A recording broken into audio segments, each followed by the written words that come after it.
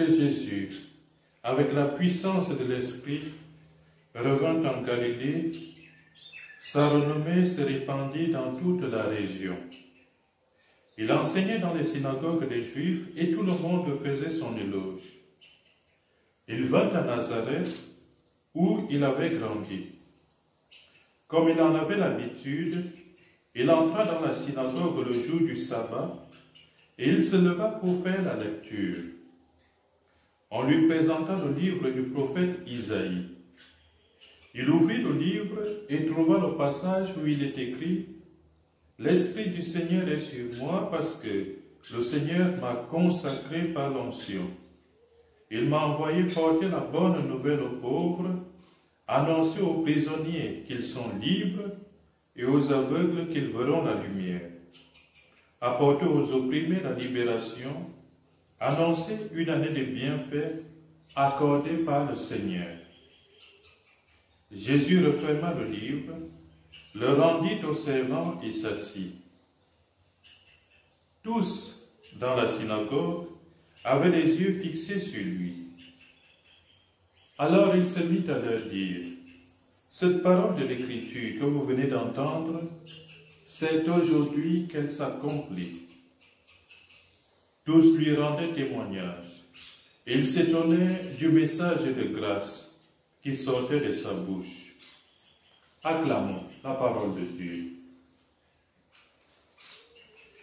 Frères et sœurs, depuis la solennité de l'Épiphanie, le Seigneur Jésus-Christ n'a cessé de se révéler à nous.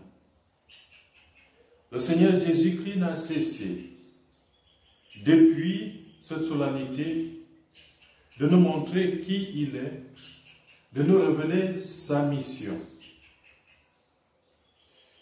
Juste après la solennité de l'Épiphanie, nous avons entendu cette invitation à la conversion.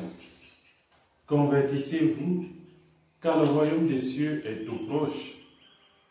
Et nous avons suivi le Seigneur dans son message. Nous l'avons suivi sur la route de l'évangélisation, sur la route de l'annonce du royaume des cieux, du règne des cieux au milieu de nous, du règne de Dieu parmi nous.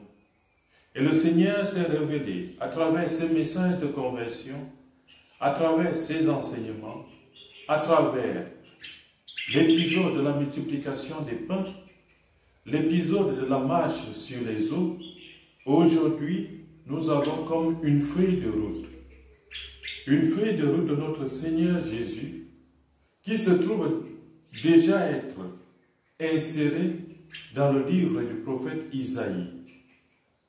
Jésus, comme dans son habitude, revient dans sa propre patrie.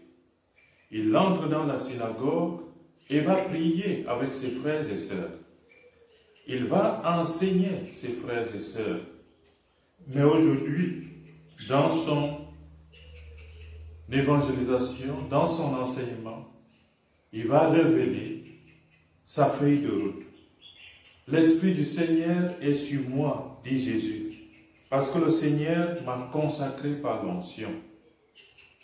Oui, le Seigneur a envoyé son Fils parmi nous, prendre notre chair pour vivre avec nous. Mais plus profondément, ce Fils est la parole de Dieu, c'est le Verbe de Dieu fait chair. Et ce Verbe, c'est Dieu lui-même. Et le Seigneur de toute éternité, par son Père, est consacré par l'onction. Cette onction même qui nous est accordée lorsque nous recevons nous aussi le baptême. Nous sommes oints de l'onction de l'Esprit Saint. Et nous devenons fils et filles de Dieu par notre Seigneur Jésus-Christ. Il m'a envoyé porter la bonne nouvelle aux pauvres, annoncer aux prisonniers qu'ils sont libres, le message de consolation, de libération de notre Seigneur.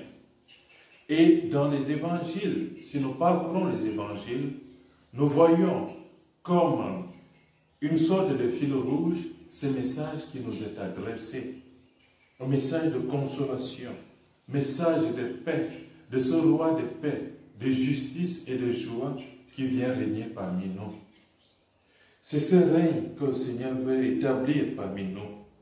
Le Seigneur est envoyé aussi pour ouvrir les yeux aux aveugles, leur montrer le chemin de la lumière, pour libérer les opprimés, pour annoncer une année de bienfaits. Bref, frères et sœurs, la mission de notre Seigneur Jésus-Christ, c'est une mission de paix, une mission de joie, une mission qui nous apporte la lumière. Nous avons été nourris par cette lumière dès lors que notre Seigneur est venu parmi nous, dès lors qu'on a célébré les festivités de la Nativité.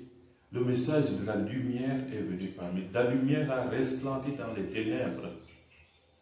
Et nous aussi, frères et sœurs, voilà la feuille de route de notre Seigneur Jésus-Christ. Cette feuille de route est celle aussi que chacun de nous, comme chrétiens, nous avons à prendre à cœur.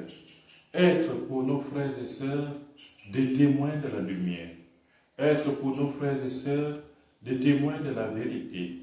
Être pour nos frères et sœurs, comme dit la première lettre de Saint Jean aujourd'hui, être pour eux et pour elles des témoins de l'amour de Dieu. En suivant les commandements de Dieu et en aimant nos frères comme Dieu nous aime, nous accomplissons parfaitement le précepte de l'amour. Et c'est cela que le Seigneur veut nous révéler. Nous révéler cette joie, nous révéler cette liberté, cette paix, tous ces bienfaits qu'il vient nous accorder. Ouvrons donc nos cœurs, frères et sœurs, pour accueillir cela. On voit l'étonnement des frères et sœurs, de ceux qui entourent Jésus dans la synagogue.